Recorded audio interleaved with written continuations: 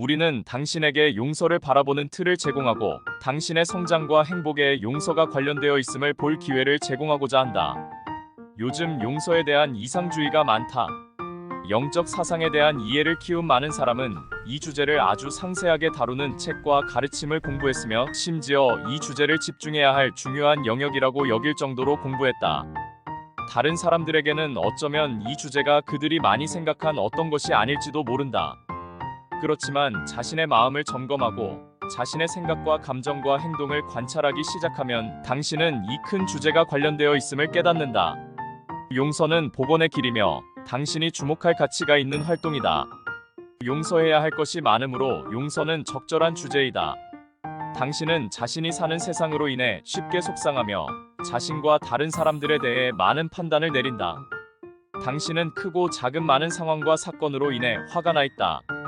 당신이 마음의 참된 특질과 자신의 참된 능력을 발견해 나가려면 화나는 일에 그처럼 많이 시달리면서 어떻게 이 발견을 해내거나 착수할 수 있겠는가? 당신은 어떻게 시작하는가? 사실 사람들은 시작하지 않는다. 사람들은 결코 시작하지 않는다. 사람들은 천국에서 떨어진 씨앗, 결코 꽃이 피지도 발아하지도 않는 씨앗과 같다. 아주 평범한 겉모습 안에 사람들이 담고 있는 것은 삶의 풍요로움과 가능성이다. 당신들은 모두 땅에 뿌려져 싹을 틔우려고 하는 씨앗들이다. 당신은 비옥한 땅에 있다.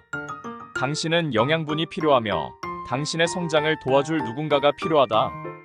당신이 내면에 지닌 것은 당신의 현재 모습이 보여주는 것보다 훨씬 더 크다. 그렇게 작고 겉보기에 그렇게 제한적으로 보이는 것이 그런 엄청난 기운을 지니고 있다. 그렇다면 무엇이 방해하는가? 방해하는 것은 불용서인가? 맞기는 하지만 이보다 더 중요한 것이 있으므로 우리는 불용서의 개념을 당신이 자신이나 다른 사람들, 전반적인 삶에 대해 내리는 판단까지 확장하려고 한다. 이 판단들은 당신 마음의 개인적 측면 안에 당신을 가둔다. 사실상 이 판단들이 당신의 개인적 마음을 구성하며 이 개인적 마음은 매우 제한된 정체성을 나타낸다. 세상에 있는 모든 사람은 개인적 마음을 지니고 있다.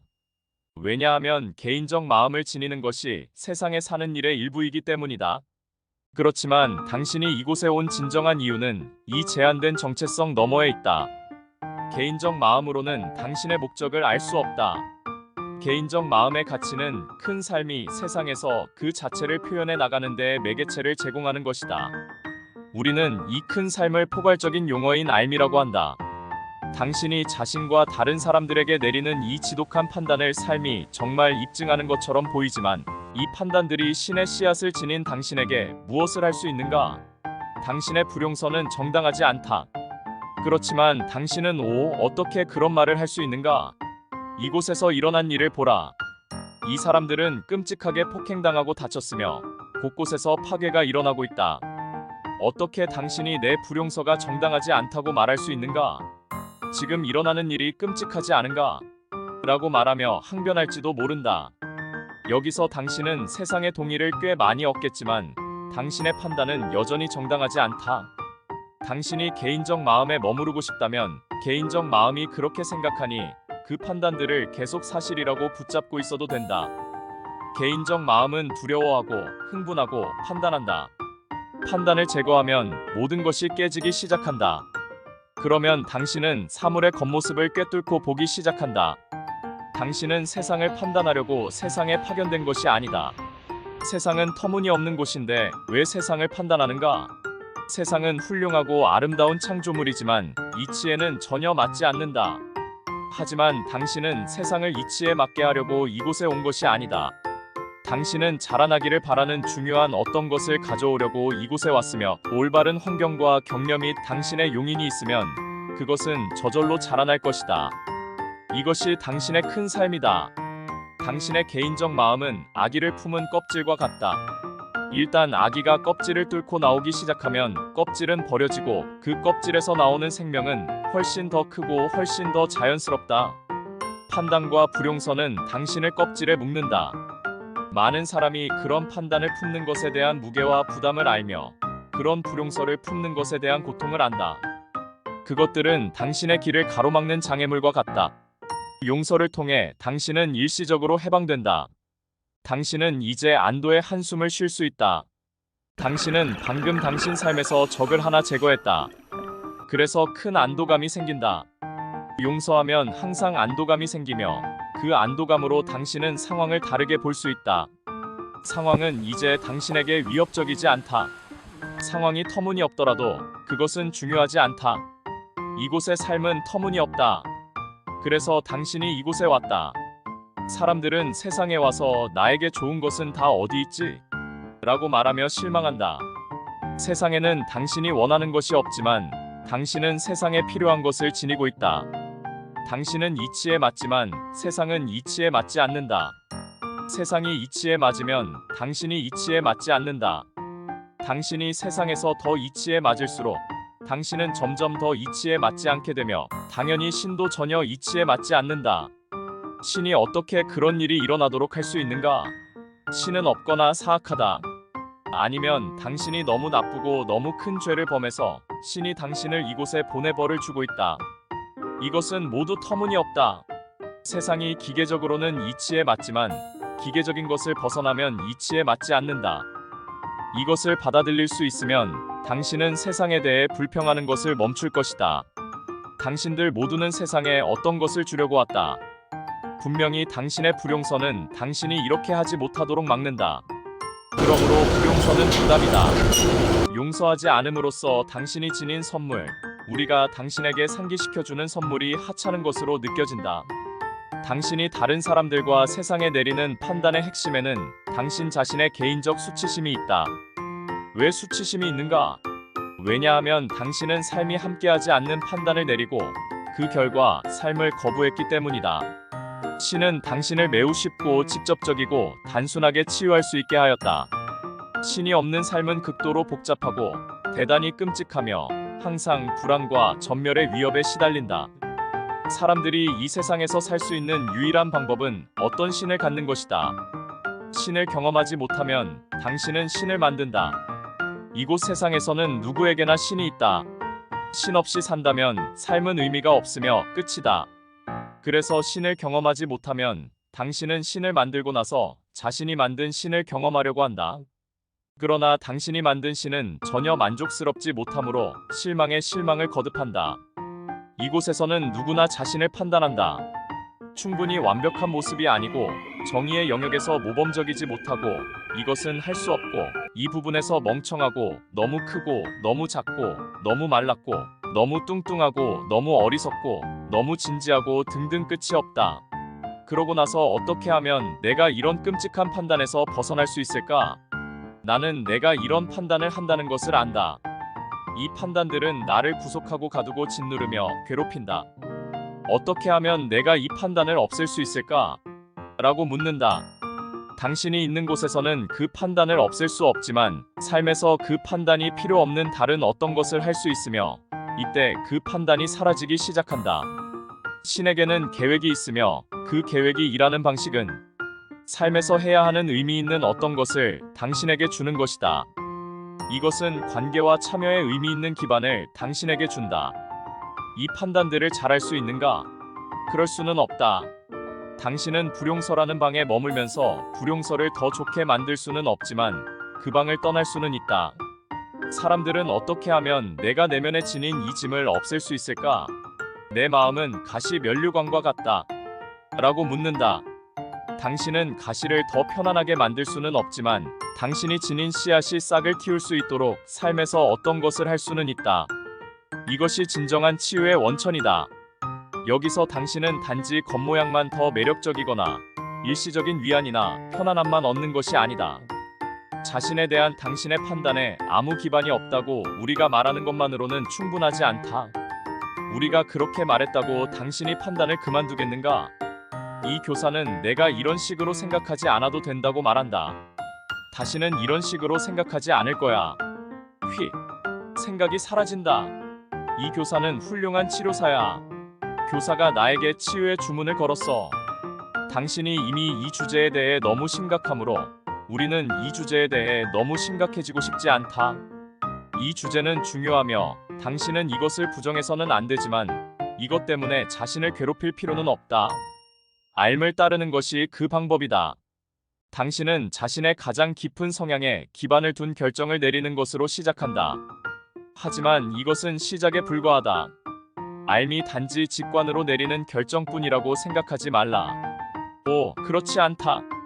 이것은 걸음마 단계인 시작 단계일 뿐이다. 하지만 이 시작 단계는 매우 중요하다. 왜냐하면 알을 따르는 것은 당신이 지금 더 중요하다고 여기는 어떤 것을 따르기 위해 내적으로나 외적으로 비난하는 마음을 모두 물리친다는 뜻이기 때문이다. 여기서 당신은 자기 혐오를 없애주는 알을 점점 더 소중하게 여겨야 한다.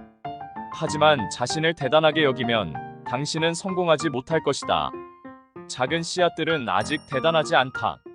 자신의 진정한 가치를 소중히 여기는 사람들은 기꺼이 작아진다. 이것은 그들에게 모욕이 아니다. 자신을 미워하는 사람들은 작아진다는 생각을 견딜 수 없다. 그들에게 작아진다는 것은 고통스럽다. 만약 신이 씨앗이 될 수 있다면 얼마나 작고 얼마나 보잘것없든 지켜야 할 정체성이 없다. 그러므로 암길을 따르라. 암길은 매우 단순하지만 매우 당당하게 이끈다. 쉬운 길은 당당하게 이끄는 길이며 당신 삶을 매우 단도직입적으로 만든다. 당신은 지금 길가에 앉아 삶이 어떻게 될 수 있는지 상상해서는 안 된다. 인간의 본성은 복잡하지 않으므로 인간의 본성을 계속 복잡하게 생각할 필요가 없다. 우주에서 유일하게 복잡한 것은 혼란이다. 당신은 복잡하지 않다. 이것을 비하하는 것으로 생각하지 말라. 사람들은 자신을 모든 잠재력을 지닌 다차원적이고 강한 존재로 생각하기를 좋아한다. 당신은 그 모든 것보다 더 크다. 생명의 작은 씨앗이 그 모든 것보다 더 크다. 용서가 왜 그렇게 위안이 되는가? 용서는 마음을 열게 하고 긴장을 풀게 하기 때문이다. 용서하기가 왜 그렇게 어려운가? 당신이 자신의 마음 너머로 가기가 두렵기 때문이다. 당신은 불확실성 안으로 들어가기보다는 차라리 작은 생각들과 고통스럽게 있으면서 딱딱한 작은 사탕과 같은 그 생각들을 곱씹으며 지내고 싶어 할 것이다. 물론 우리가 말하는 것은 사고하는데 완전한 변화이며 당신이 일으킬 수 있는 변화가 아니다. 당신은 마음은 바꿀 수 없으나 판별하는 습관은 바꿀 수 있다. 당신은 결정은 바꿀 수 있지만 당신을 바꾸는 것은 더 크다. 당신을 껍질에서 벗어나게 하는 것은 당신이 발명하지도 않았고 지시할 수도 없는 어떤 것이다. 그 껍질을 붙잡는 것은 불용서뿐이다. 빠져나오는 것은 당신이다. 이것에는 아무 자의식이 없다.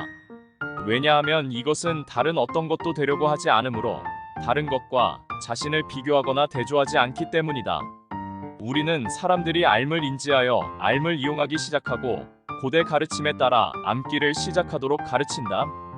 사람들은 즉시 몇 가지 장애물에 직면한다. 이 장애물 중 주된 것은 그들의 자기 혐오를 반영하는 자기 의심이다. 당신 마음이 당신을 아주 여러 번 속였고 당신이 옳다고 생각했는데 틀렸다는 것을 아주 여러 번 발견했고 당신이 대단히 어리석은 짓을 아주 많이 했는데 당신은 당신 내면에 있는 어떤 것을 신뢰할 수 있는가? 당신은 당신 내면에 있는 것, 규정할 수도 없고 거의 경험하지도 못한 어떤 것을 신뢰할 수 있는가? 당신은 이렇게 할 수 있는가? 암길에서 우리는 당신에게 매우 간단한 연습을 제공한다. 연습은 정말 간단하다. 당신은 이 연습은 매우 어려워 라고 말할지도 모른다. 우리가 하루에 30분씩 알을 경험하는 연습을 하라 라고 말하면 왜 이것이 어려운가? 사람들은 이것은 어려워 라고 말한다. 왜 이것이 어려운가? 당신은 욕실에서 당신 자신을 보는데 이보다 더 많은 시간을 보낸다. 왜 이것이 어려운가? 이것이 어려운 까닭은 자신이 그만한 가치가 있다고 당신이 생각하지 않기 때문이다. 이것은 정말로 당신 자신에게 하는 투자이다. 이제 이 매우 중요한 요점을 말해보겠다. 사람들은 자신이 내린 판단을 두려워한다. 그래서 처음에 내면을 들여다보는 것이 매우 불길하게 보일 수 있다. 내면은 칠흑같이 어둡고 끔찍한 생각들, 끔찍한 기억들과 이미지들이 있다. 세상은 당신에게 증오를 가르쳤다. 세상은 아무것도 알지 못함으로 이렇게 가르친다. 당신은 어떤 것을 안다. 그래서 세상은 당신의 기원이 아니다. 당신은 방문자이다. 당신은 단순히 이 세상의 생물학적 조직의 일부가 아니다. 당신은 알의 씨앗을 지니고 있다. 이용하지 않는 앓은 엄청난 부담이다. 모든 사람의 신경증은 여기에서 나온다. 이것은 당신이 전혀 사용하지 않는 팔을 가진 것과 같다. 하루 종일 가지고 다니기에는 불편한 물건이다. 그렇지 않은가? 팔은 당신 몸에 매달려 있으며 작동은 하는데 당신은 이것을 단 한 번도 사용하지 않는다. 이것은 항상 방해가 된다. 그래서 자신의 앓을 따르기 시작하면 사람들은 자기 판단에 대한 두려움과 자기 의심에 직면하게 된다. 그들이 두려워하는 것은 바로 자신의 생각이다. 그들을 두렵게 하는 것은 그들 자신의 생각이다. 생각은 그저 생각일 뿐이라는 것을 아는 유일한 방법은 생각이 당신의 길을 방해하면 그 생각을 직시하는 것이다. 당신이 앓의 학생이 되어 내면에 있는 더 깊고 심오한 힘을 따르기 시작하면 당신은 삶에 대한 자기 판단과 자기 의심에 직면할 것이다. 앓은 당신이 무엇을 했는지 상관하지 않는다. 앓은 오직 당신 내면에서 발산되기를 원할 뿐이다. 사람들은 심리적인 측면에서 과거부터 해결되지 않은 온갖 문제를 지니고 있다고 생각한다. 사람들은 나는 앞으로 20년 동안 이 문제들을 해결하는데 전념해야 한다. 그래야 아마도 나는 행복할 수 있고 새로운 관점으로 모든 것을 즐길 수 있는 인간이 될 수 있을 거야 라고 생각한다. 그러면 앞으로 해결이 수월해진다. 그렇지 않은가? 20년 동안 과거를 해결하는 것은 터무니없다. 당신은 싹도 틔우지 못한 채 자신의 삶을 끝낼 것이다. 이것은 우리가 제안하는 것이 아니다. 당신은 이러한 판단을 내리지 않고도 매우 효과적으로 삶을 살 수 있다는 것을 알게 될 것이다.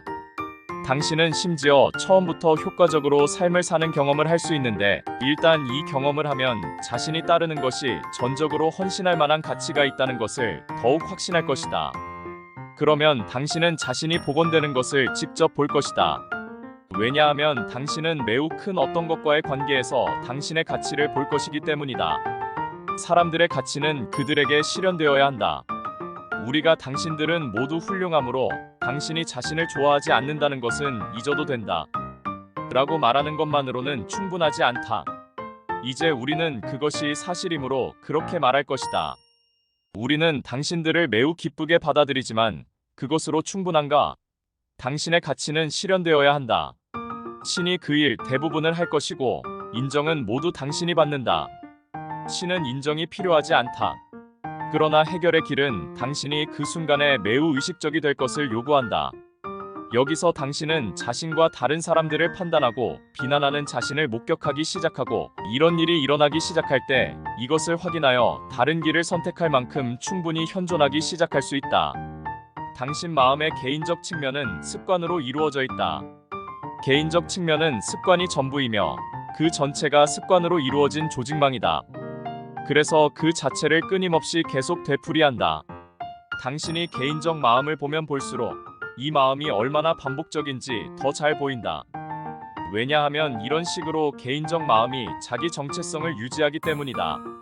당신의 개인적 측면이 비난받거나 버려져서는 안 된다. 개인적 측면은 유용하다. 그리고 세상 돌아가는 것을 이해하고 매우 유용하지만 동시에 매우 형편없는 신을 만든다.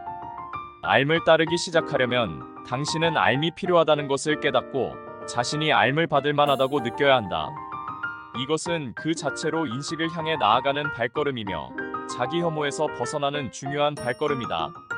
단지 당신이 자신에 대한 생각을 바꾸는 것만으로는 자신에게 진정으로 필요한 것을 제공하지 못하므로 그 딜레마를 해결하지 못할 것이다.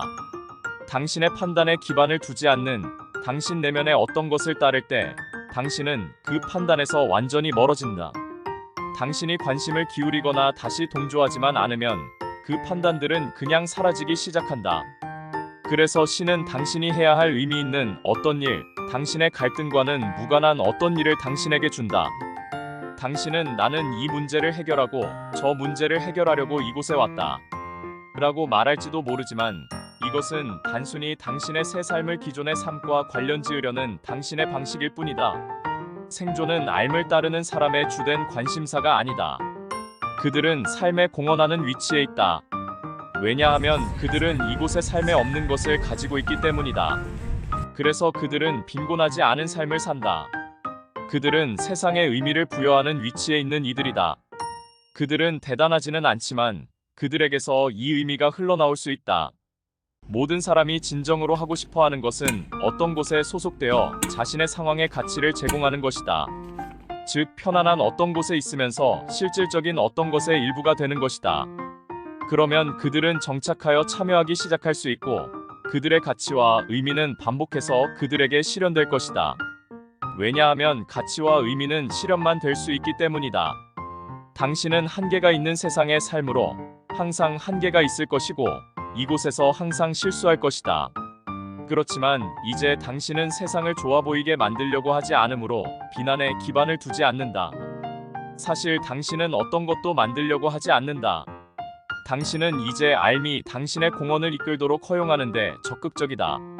만약 당신이 너무 뚱뚱하거나 너무 마르거나 너무 크거나 너무 작거나 너무 어리석거나 너무 진지하거나 어느 부분이 너무 지나치더라도 이것은 문제가 되지 않는다.